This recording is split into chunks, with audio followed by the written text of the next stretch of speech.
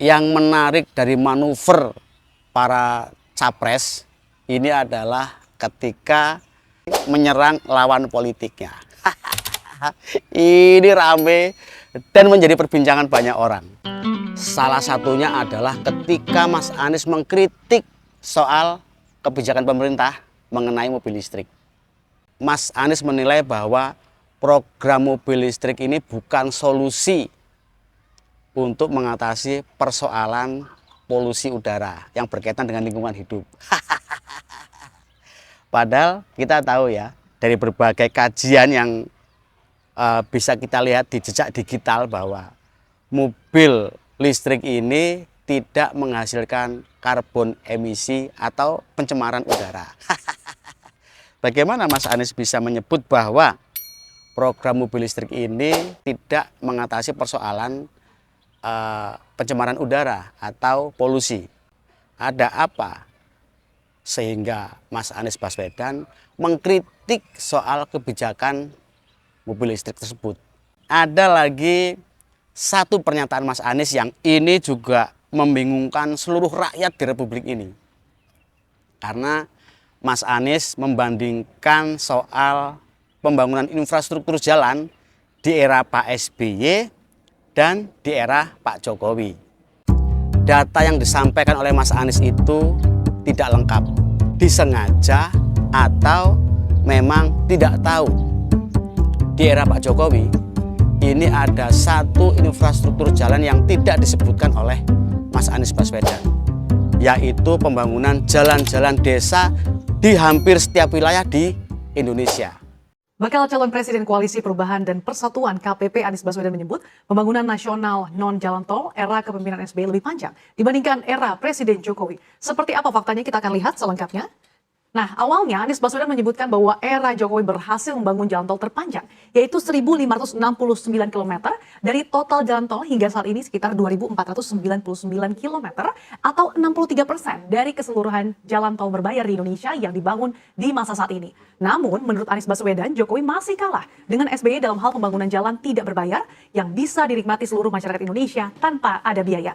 Kita lihat di sini, Anies Baswedan pada Sabtu 20 Mei lalu mengatakan, "Saya bandingkan dengan pemerintahan yang lalu, di zaman Pak SBY, jalan tidak berbayar yang dibangun sepanjang 144.000 km atau 7,5 kali lipat."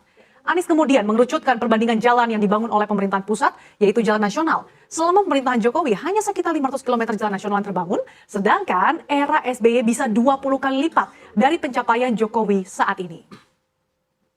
Kita lihat di slide berikutnya, Kementerian PUPR pun angkat bicara soal pernyataan bakal calon Presiden Anies Baswedan yang membandingkan pembangunan jalan gratis dalam pemerintahan Presiden ke-6 Susilo Bambang Yudhoyono dengan Presiden Joko Widodo.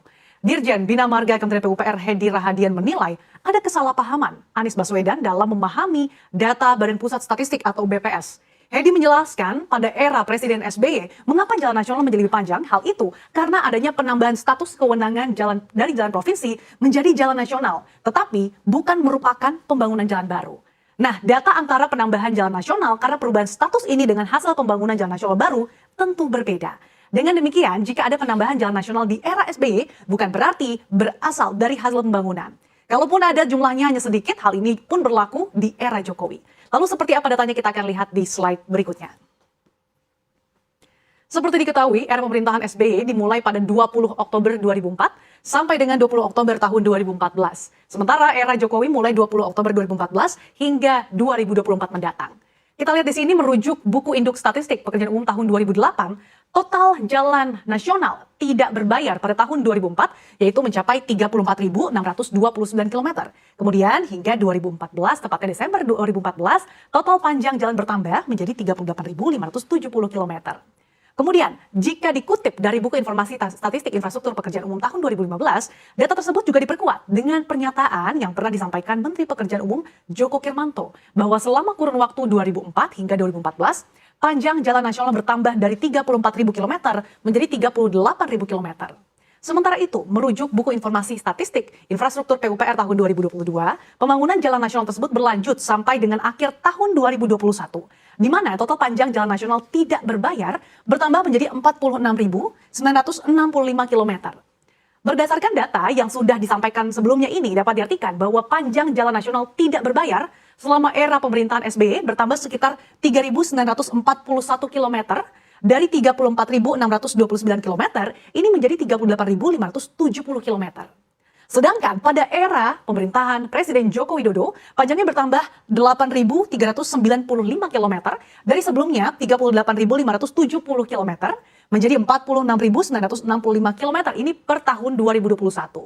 Meski demikian, data dari BPS menunjukkan versi lain nih, dan nampaknya ini dijadikan rujukan oleh Anies Baswedan, di mana panjang jalan nasional tahun 2004 yaitu sepanjang 34.628 km. Kemudian di tahun 2014 sepanjang 46.432 km.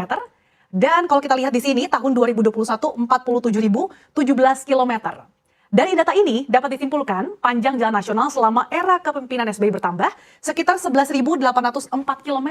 Dari 34.628 km menjadi 46.432 km. Sementara panjang jalan nasional era kepemimpinan Jokowi bertambah 585 km. Nah ini dari 46.432 km menjadi 47.017 km. Namun yang patut diperhatikan, panjang jalan nasional era pemerintahan Jokowi tentu masih bisa bertambah karena belum ada data tahun 2022, 2023 dan juga 2024 mendatang, baik itu dari data Kementerian PUPR maupun dari BPS. Lalu bagaimana dengan data pembangunan jalan tol? Kita lihat di slide berikutnya. Mengenai era pemerintahan SBY, Menteri Pekerjaan Umum Joko Kirmanto pernah mengatakan pada awal Kabinet Indonesia Bersatu, yaitu tahun 2004, panjang jalan tol yaitu sepanjang 611 km. Dan merujuk informasi yang dikutip dari laman Kementerian PUPR, selama Kabinet Indonesia Bersatu 1 dan juga 2, pembangunan jalan tol di Indonesia telah mencapai 927 km. Artinya, pembangunan jalan tol era pemerintahan SBY bertambah sekitar 316 km menjadi 927 km.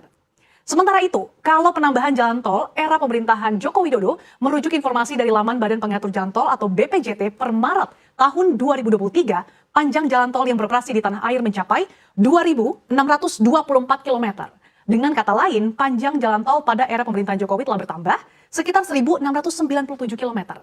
Dari sebelumnya 927 km di akhir pemerintahan SBY menjadi 2.624 km per Maret 2023. Nah jumlah ini tampaknya juga masih akan bertambah ya, mengingat Jokowi menargetkan bakal ada ratusan kilometer ruas jalan tol yang rampung dibangun hingga tahun 2024 mendatang. Berbeda dengan dua bakal calon presiden yang disebut-sebut akan meneruskan program Pak Jokowi. Kalau Mas Ganjar Pranowo jelas ya, karena dia diusung oleh partai yang juga mengusung Pak Jokowi pada tahun 2014 dan 2019. Sehingga tidak diragukan lagi jika Mas Ganjar Pranowo ini kelak akan melanjutkan program Pak Jokowi.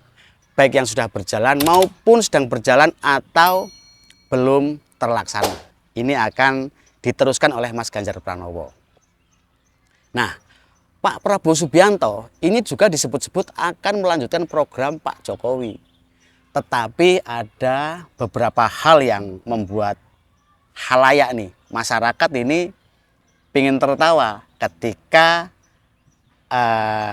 salah satu tim dari Pak Prabowo Subianto, yaitu Pak Hasyim Joyo Hadikusumo, yang merupakan adik kandung dari Pak Prabowo ini menyebut bahwa apa yang sudah dilakukan oleh Pak Jokowi ini adalah pemikiran dari Pak Prabowo Subianto.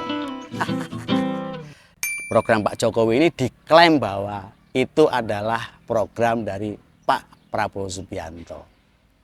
Ini menjadi sangat lucu ya, karena yang jadi presiden Pak Jokowi, kenapa Pak Prabowo atau timnya Pak Prabowo ini mengklaim bahwa pembangunan itu adalah Pak Prabowo Subianto.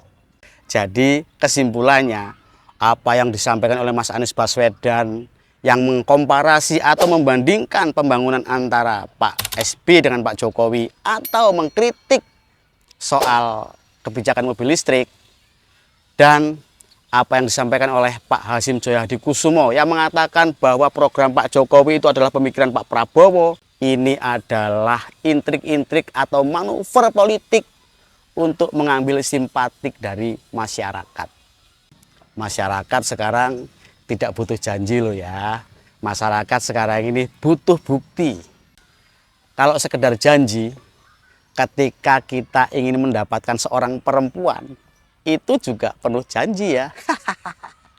Kita gombalin perempuan itu, kita rayu-rayu supaya ia simpatik. Sama persis dengan ketika para politisi ini mengambil simpatik dari masyarakat.